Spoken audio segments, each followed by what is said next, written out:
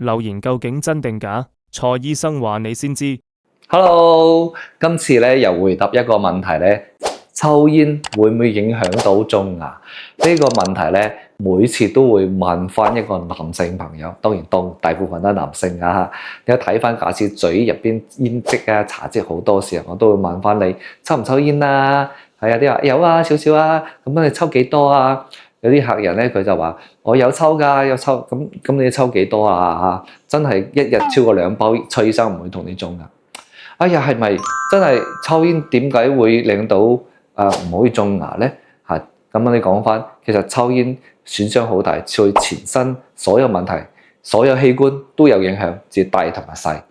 咁嘴口腔入邊最直接嘅影響咧，就係令到口腔入邊血液嘅供應會減低。咁你種牙你最關鍵嘅咧，就係個骨頭入邊係血液供應會好。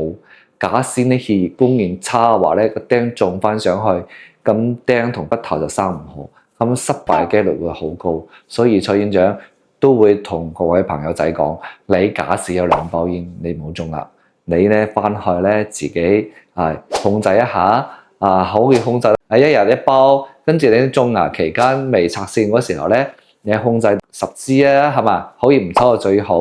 咁啊，當然你都係想自己同自己去拗數，係嘛？我係有一剎係要抽，我唔驚啊。咁你都冇計啦，你唔聽醫生嘅話啦。好，所以咧就抽煙嘅影響咧，就最大問題會令到口腔入邊血液供應比較差，個釘同骨頭生得唔好。當然啦，你問我釘生好啦，係咪可以繼續抽啊？可以抽2包3包啊？嚇，咁。呢個問題點講咧？你假使你係要抽得咁多，你只可以咁講，會增加咗你口腔個釘嘅風險，唔係口腔牙周病嘅風險。